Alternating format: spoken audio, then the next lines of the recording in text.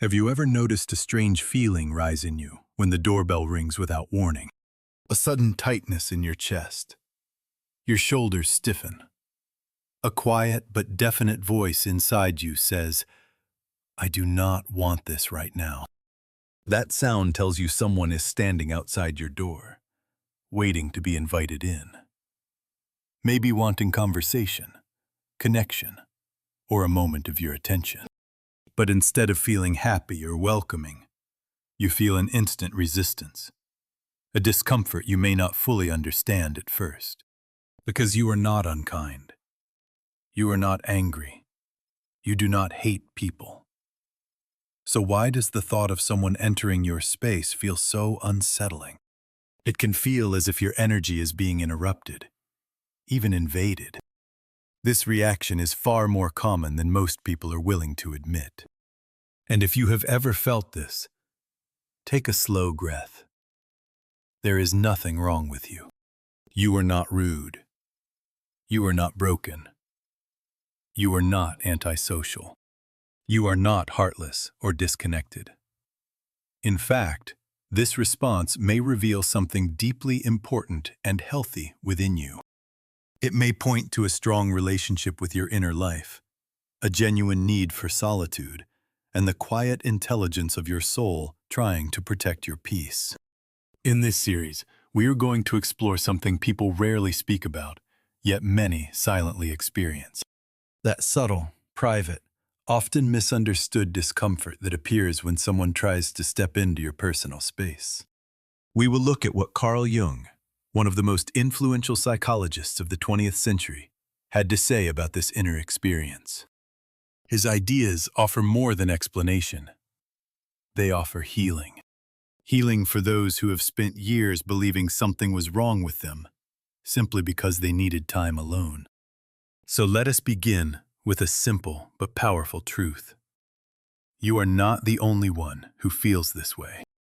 Many people know that anxious twist in the stomach, the quick search for a reason not to open the door, the guilt that appears after canceling plans simply because you want to remain in your own presence. These are not signs that you have failed socially. They are signs of a sensitive soul, trying to protect itself in a world that often overlooks the value of silence, solitude, and sacred personal space. So, let's ask a deeper question. Why does this happen? Why do some people thrive in crowds, in conversations, in the bustle of visitors, while others feel drained just thinking about having company over? The answer begins with Jung's fundamental insight into human personality, the distinction between introversion and extroversion. But unlike the simplistic definitions we often hear today, Jung's understanding went far beyond social behavior. He wasn't talking about being shy or outgoing. He was describing how your psychic energy, your vital life force, moves and replenishes itself.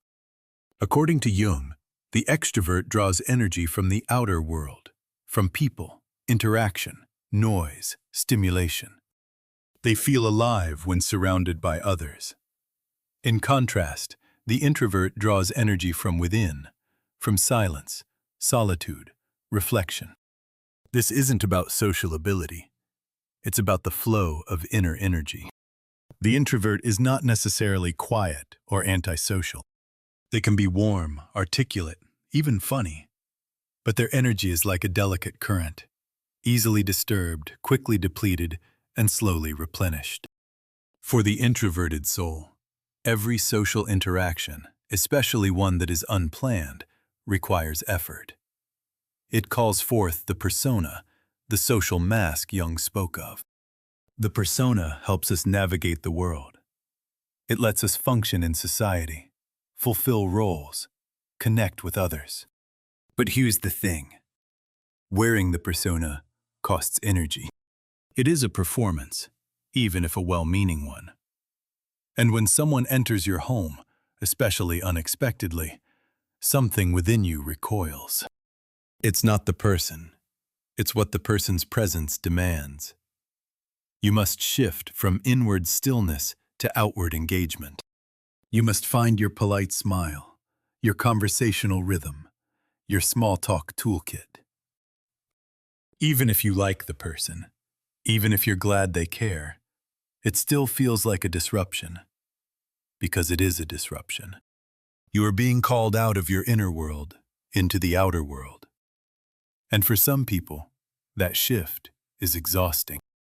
Jung emphasized that the home for the introverted person is more than just a place to eat, sleep, and store things.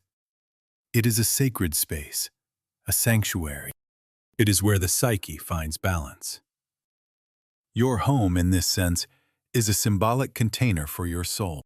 The walls protect more than just your belongings. They protect your mental clarity, your emotional equilibrium, your spiritual rhythm. That's why it feels so uncomfortable when someone steps into that space. It's not about the visitor's intentions. It's about the energetic intrusion. When someone enters, they don't just bring their body. They bring their energy, their moods, their unsaid emotions, their needs. If you're especially sensitive, you feel all of that, even unconsciously. You pick up on the subtlest vibrations. The silence changes. The atmosphere shifts. The space you use to recharge begins to hum with a foreign rhythm. You're not rude for disliking that you're attuned. Jung would say that this attunement is not a flaw, but a gift. It's a sign that your psyche is active, alive, deeply connected to its environment. But it also means you must protect yourself more intentionally than others. While some people can shake off tension with a laugh or forget stress with noise, your soul needs quiet to heal. And when you open your door to a visitor, you're not just letting in another human being. You're opening the door to external energy with all its complexities. At times you might wonder, why do I feel so tired after a visit, even if it went well? Why does my mind spiral afterward? Why do I need to recover from something as simple as a coffee chat? The answer is this: your psychic energy has been spent. Jung described this movement of energy as essential to mental balance. If you're an introvert, too much outer stimulation drains your reserves. And when those reserves are low, even small interactions feel heavy, like trying to lift a suitcase with a broken handle. It's not just inconvenient. It hurts. So what do? You begin by listening. You honor that quiet voice inside that says, I need space. You stop forcing yourself to open the door just because it's what polite people do. You learn that your energy matters. Your boundaries are not selfish. They are sacred. Jung taught that individuation, the journey of becoming your true self, begins with this kind of inner honesty. It's not about rebelling or rejecting others. It's about recognizing the needs of your soul and having the courage to respond to them. And if you've ever felt guilty for not wanting company, for needing solitude, for avoiding visits, then this is your moment of liberation.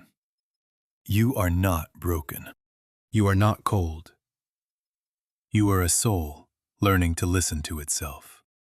Imagine this. Someone steps into your living room. You smile warmly. You offer them tea or coffee. You exchange polite words, maybe even a few genuine laughs. On the surface, everything seems fine. You're doing what's expected. You're being kind, present, accommodating. But inside, something is happening. A quiet unease begins to rise. You feel a strange tension in your body. Your breathing shortens. You become hyper-aware of your posture, the dishes in the sink, the lighting, the silence between sentences. You start calculating.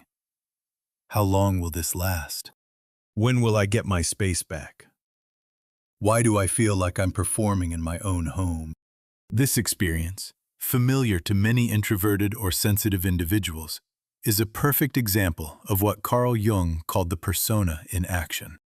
The persona is the social mask we wear to function in society. It's not fake, At least, not in a malicious sense. It's a necessary part of life. The persona helps us adapt, interact, collaborate, and relate. It smooths the edges between people. But here's the problem. The persona is not the whole of who you are. It's a fragment, often the most socially acceptable, polished, filtered version of your deeper self. Jung explained that every person has a true inner essence, what he called the self, and that between the self and the outer world stands the persona. The self is your totality, light and shadow, past and potential, consciousness and unconsciousness.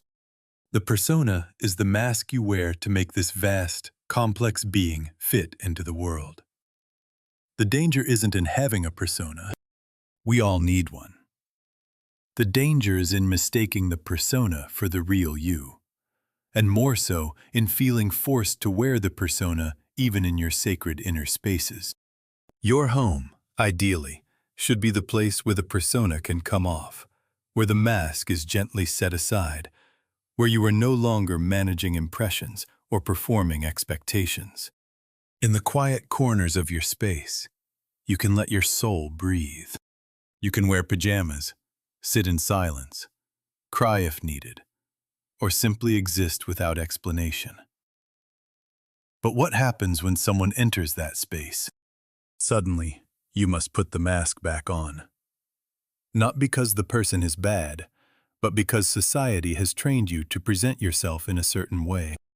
You may feel the need to tidy up, offer refreshments, make conversation, avoid awkward silences. Be gracious. You monitor yourself. You become two people, the host and the inner self, who is quietly waiting for it to be over. This creates what Jung might call a split in the psyche, separation between who you are and who you're pretending to be. The longer this split goes unnoticed, the more drained, resentful, or anxious you feel after social interactions. This is psychic exhaustion, and it often goes unacknowledged because on the surface, everything went well. But let's be honest, isn't it exhausting to perform even when you're home? For some, this exhaustion becomes chronic. They host guests, attend gatherings, smile through discomfort, all while their soul slowly starves for silence, authenticity, and rest. And yet, they feel guilty for not wanting to be social. They internalize the false belief that needing solitude is selfish, that turning down visitors is rude, that quietness is weakness. Jung would passionately disagree. He believed that the soul cries out when we deny our deeper needs in order to maintain appearances. The more we live in our persona, the more distant we become from our real self. And when the soul is silenced long enough, it sends signals through fatigue, irritability, disconnection, even depression. These are not just emotional glitches. They are messages. Your inner being is telling you, this performance is hurting me. Please let me be real. One of Jung's most powerful ideas was that healing begins the moment we reclaim our authenticity. That means learning to say no, not just to others, but to the false image we've been maintaining for their comfort.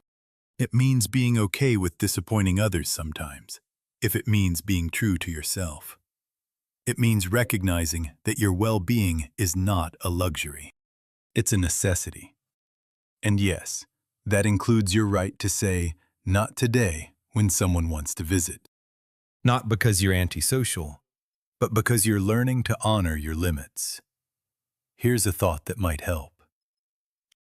Every time you wear the persona when you don't want to, every time you say yes when your heart says no, every time you host a guest while your inner world is begging for silence, you are subtly abandoning yourself. That sounds harsh, but it's true. Self-abandonment happens not just in big betrayals, but in the small moments we ignore our own boundaries to meet expectations. But the good news is this. Every time you listen to your discomfort, Every time you close the door and choose solitude over performance, you are taking a step toward individuation. Individuation is Jung's term for the lifelong journey of becoming your true self. It is the process of integrating all the hidden parts of your personality, your shadow, your potential, your inner wisdom, and learning to live in alignment with your deepest truths. And that process doesn't happen at parties. It happens in solitude, in reflection, in silence. It happens when you sit alone in your room and feel the strange relief of not having to perform. When you stare out the window and your thoughts finally slow down. When your shoulders drop and you no longer feel like you're on. That's the beginning of individuation. That's your soul breathing again. But to live like this takes courage. We live in a world that celebrates visibility, sociability, availability. You are praised for being responsive, entertaining, involved. Few people will congratulate you for choosing a quiet night alone. Fewer still will understand why you need to say no to a friend's visit just because you don't feel up to it. But Jung's work offers a radical reframe. Solitude is not a lack of something. It is the presence of your soul. You're not shutting people out. You're shutting noise out. You're not avoiding relationships. You're building the most important one, the one with yourself. And when you do that, something beautiful happens. Over time, you become more grounded, more whole. You no longer feel the need to explain your solitude. You no longer feel guilty for preferring your own company. You begin to live from the inside out, not the outside in. And when you do choose to engage with others, it's not from duty, but from authenticity. Not from politeness, but from presence. So the next time you feel that twinge of guilt for not opening the door, remember this. The persona is necessary, but it is not your home. Your soul is, and you have every right to protect it. Let's say the visit begins. You open the door with a smile, perhaps forced, perhaps half genuine. You lead them in, offer something to drink, and sit down. The conversation begins, and everything seems fine. But slowly, you begin to feel strange. Not always intensely. Sometimes it's subtle, like a low hum under your skin, a flicker of irritation, a sense of unease, a strange pressure building inside, even if you can't quite explain why. It could be something as simple as the way they talk, the tone of their voice, a comment they make, a story they tell. And suddenly, something shifts in you. Maybe you feel your chest tighten. Maybe you feel the urge to end the conversation. Maybe you even begin to silently judge them, or worse, yourself for feeling this way. But what's actually happening? According to Carl Jung, it's very possible that the visitor, without intending to, is activating your shadow. In Jungian psychology, the shadow is one of the most important, powerful, and misunderstood concepts.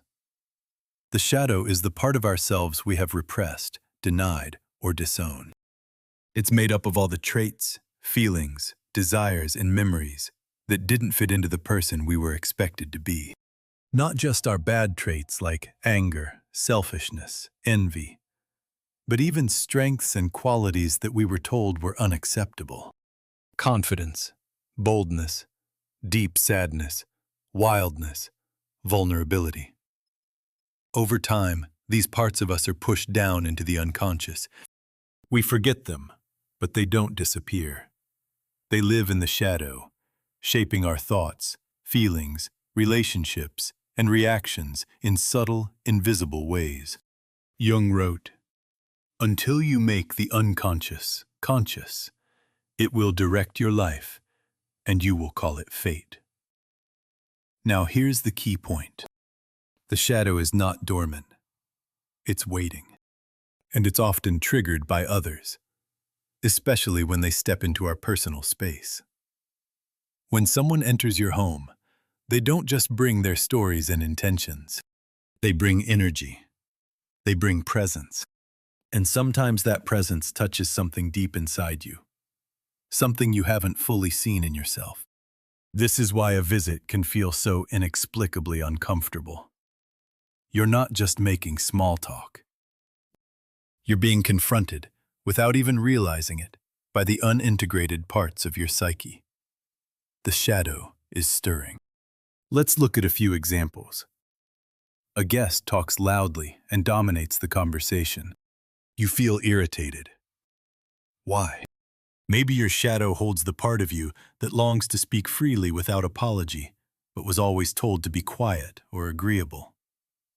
That part is being stirred by the visitor's presence. A visitor is emotionally needy or overly affectionate. You feel smothered. Why? Perhaps your shadow contains a deep vulnerability, a part of you that once depended on someone and got hurt. Now that unresolved pain is being triggered. A friend makes an offhand comment about how clean your home is or isn't. You feel a surge of defensiveness or shame. Why? Maybe your shadow holds an old fear of judgment or memories of not being good enough, of needing to be perfect to be loved. These emotional reactions don't come out of nowhere. The presence of another person can act like a mirror reflecting not just who you are, but who you've buried. This is what makes certain social interactions so draining. Not just because of the conversation itself, but because of what is being activated inside you. In Jungian terms, the home is a symbol of the psyche, the totality of your inner world, and each room within it represents a part of yourself. The bedroom, your intimacy, your emotional and physical vulnerability. The kitchen, your nourishment, creativity, and emotional sustenance. The living room, your persona, your social mask, the image you present. The basement, your unconscious, your forgotten memories. The attic, your intellect, ideals, and spiritual thoughts. The front door, your boundary, the line between what's you and what's other. So when someone crosses that front door, they aren't just stepping into a physical space, they're stepping into the symbolic space of your psyche. And if you're not ready for that, if you haven't yet made peace with certain parts of yourself, their presence can feel invasive, disorienting, and even emotionally unsafe. This is not your fault. You're not too sensitive. You're not overreacting. You're responding to something real. An unconscious process unfolding in real time. Jung called this projection. When we unconsciously see in others the parts of ourselves we haven't fully accepted. Sometimes what irritates you about another person is a direct reflection of something unresolved within you. And that's why solitude is so sacred. When you're alone, you're not just avoiding noise. You're protecting your psychic integrity. You're keeping space for the parts of yourself that are still under construction. You're allowing the shadow to speak in whispers, not be shouted into awareness through social interactions you didn't consent to. In solitude, you can ask, what part of me did that visit stir? Why did I feel tension? What might I be carrying that I haven't fully processed? This is the gold within the shadow. Jung believed that the shadow doesn't just contain the darkness. It holds hidden potential, forgotten creativity, suppressed wisdom, strengths we've been too afraid to claim. When you take time alone after an interaction, you're not brooding. You're processing. You're integrating. You're taking responsibility for your psychic health in a way most people never do. But this requires boundaries. It requires saying no when your energy says no. It requires not forcing yourself to be nice when your soul is asking you to be still. And yes, this might mean being misunderstood. Some people won't get it.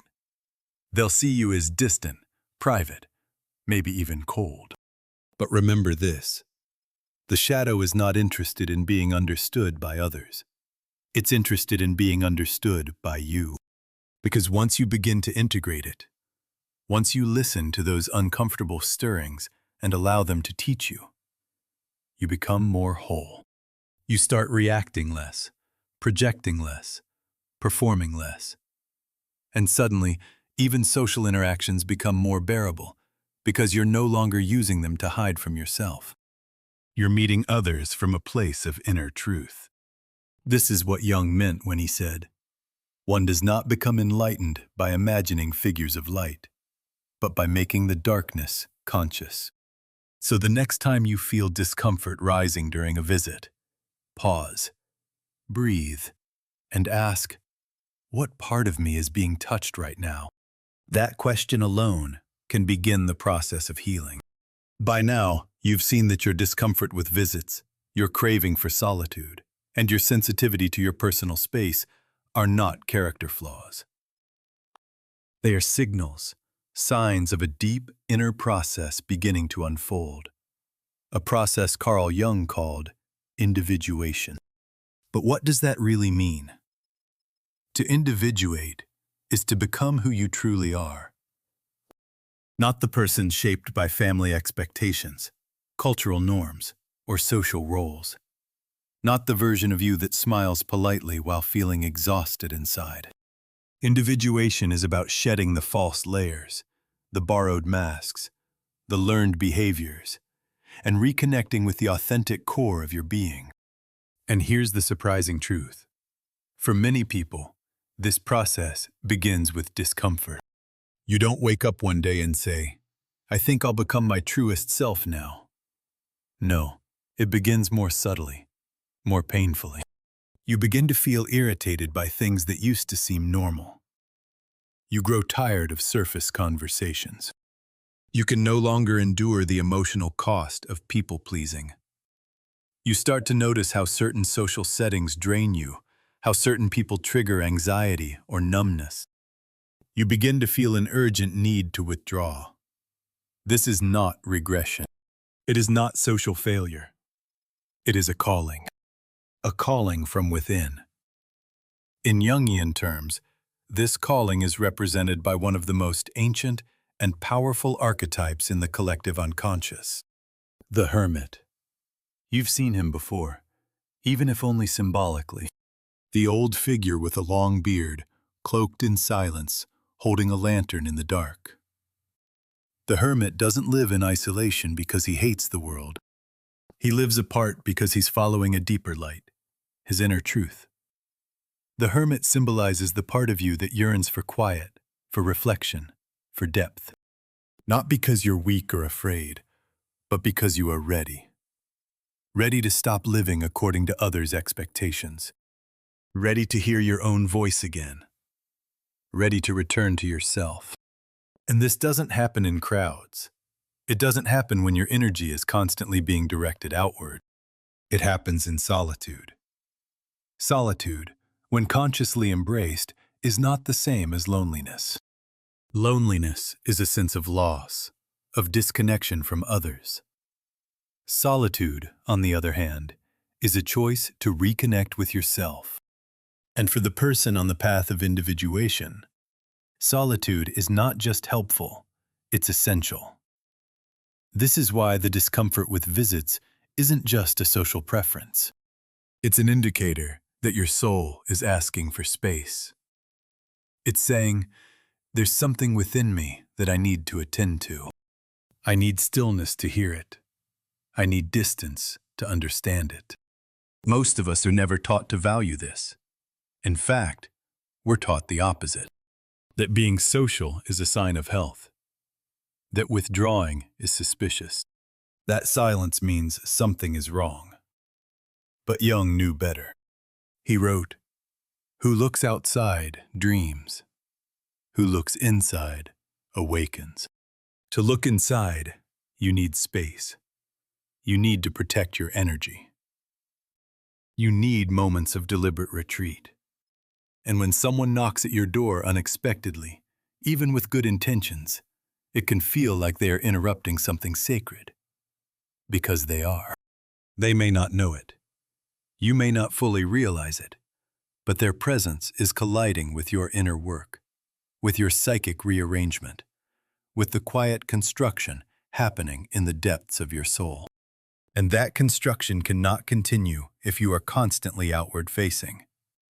The deeper truths of the self cannot be found while you're performing, hosting, pleasing. They emerge in the quiet moments, when the outer world is muted, and the inner world can finally speak. The Hermit archetype teaches us this, that true transformation happens in the pause, not in the performance.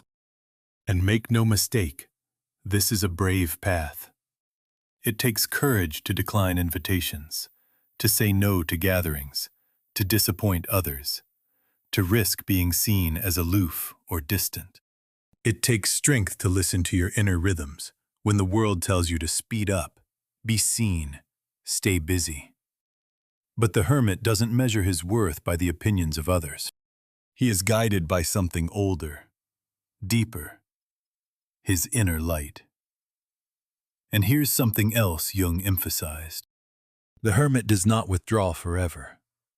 He retreats for a reason, to find clarity, to recover strength, to heal, and remember who he truly is. Then, in time, he reemerges, not to return to the old roles, but to relate to the world in a new way, a more authentic way. That's the ultimate gift of solitude. Not isolation for its own sake, but solitude as a sacred phase in the process of becoming whole. And this process is different for everyone. For some, it lasts weeks. For others, years. There is no rule, no timeline. The only guidance is your inner compass. And the more you honor that compass, the stronger it becomes. You begin to trust yourself, to know what you need and when you need it, to walk away without guilt, to stay home without apology. At first, this might feel uncomfortable, maybe even painful, because we've been trained to put others first, to make ourselves available, to keep the door open. But in the language of the soul, saying no is not rejection. It's reclamation. Reclaiming your time, your space, your energy, your truth. Jung understood that individuation was not about becoming a better version of yourself. It was about becoming your true self. And the truth is often quiet. It doesn't shout. It whispers. And you can only hear it when the world quiets down. So if you feel the need to turn off your phone, cancel plans, say no to visits, even if you can't explain it to others, do it. That is the hermit calling. That is individuation in progress. You don't need to justify your solitude. You don't need to explain your silence. You don't need to apologize for listening to your soul. Because in doing so, you are doing what very few people dare to do. You are becoming yourself. You've walked with the shadow. You've met the hermit. You've come to understand that your discomfort with visits, your craving for solitude, is not a flaw. It's a feature. A sign that something deeper is unfolding inside you. The slow, sacred process of individuation. But now, a new question arises. How do I live this truth in a world that keeps knocking? Because the visits will still come. The doorbell will still ring. Friends will still want your presence. Family will still ask you to show up. And at some point, you'll have to navigate both worlds. The outer world of relationships and expectations, and the inner world of truth, depth, and self-awareness. So, how do you do that without betraying yourself? Carl Jung didn't believe in escaping the world. He believed in integration, in living from the center of your being, not as a performance, but as a practice. And that requires something most of us were never taught. Boundaries, rooted in self-awareness. Let's reframe what a boundary really is. A boundary is not a wall. It's a bridge. A wall says you're not allowed in, ever. A bridge says you can cross here, but only if you meet me in a way that honors my truth. Healthy boundaries don't cut you off from the world. They connect you to it in ways that don't cost you your soul. So when someone wants to visit, when a friend asks to drop by, when a social expectation appears, pause. Ask yourself, do I have the energy for this? Can I do this from a place of authenticity, not obligation? What is the honest response my body and spirit are giving me right now? And then, this is the hard part. Trust the answer. If your answer is no, you must learn to honor that without guilt. Not because you owe anyone an explanation, but because you owe yourself the truth. Here's something no one tells you. Saying no to others is often the first step in saying yes to yourself. When you say, "I'm not available today," you're not just protecting your time, you're protecting your alignment, your energy, your unfolding process. You're telling your soul, "I will not abandon you for the sake of being liked." That's a radical act of self-respect, but that doesn't mean you have to isolate forever. The goal isn't to become a ghost. The goal is to relate from a grounded place where your yes is honest and your no is clean. That's what Jung meant when he said, the individuated person does not become abnormal, but truly normal. Not normal in the sense of blending in, but normal in the sense of authentic functioning, whole, unconflicted, real. And here's where the bridge comes in. Once you've done your inner work, once you've spent time with your shadow, honored the hermit, and reclaimed your space, you can begin to choose connection more consciously. You can say, "I'd love to see you, but I need advance notice.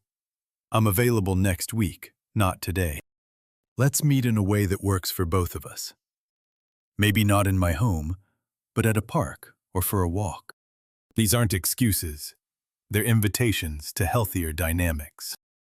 When you stop performing and start relating from truth, something beautiful happens. The right people stay. The ones who respect your space. The ones who don't take your boundaries personally. The ones who are also on a path of becoming. And the rest, they might fall away.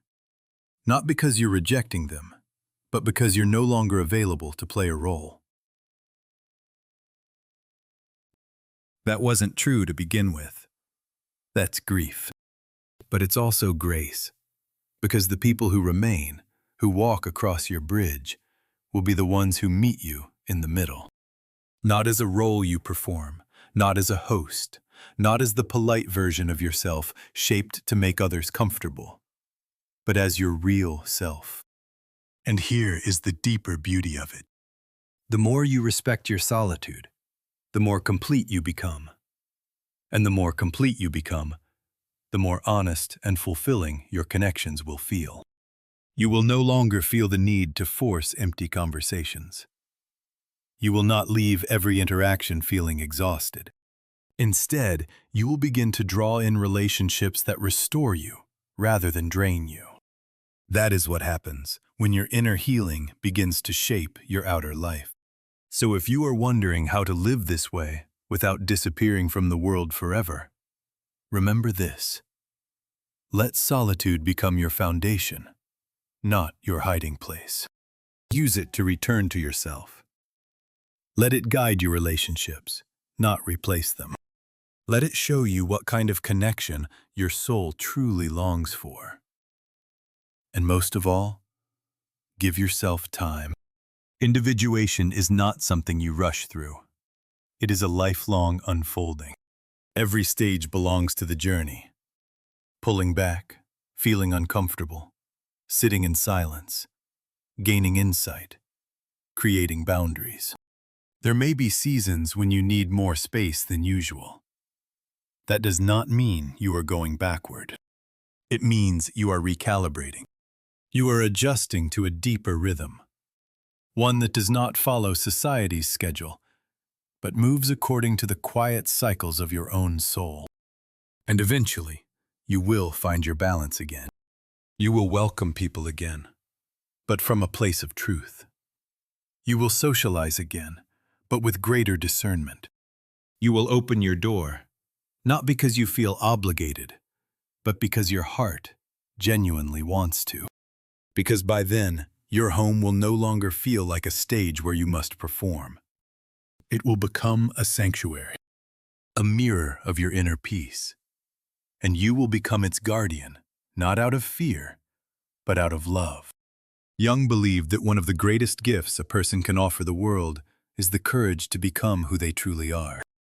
Not a copy, not a people pleaser, not someone molded entirely by expectations, but someone who has faced the shadow, respected the hermit within, drawn sacred boundaries, and emerged authentic.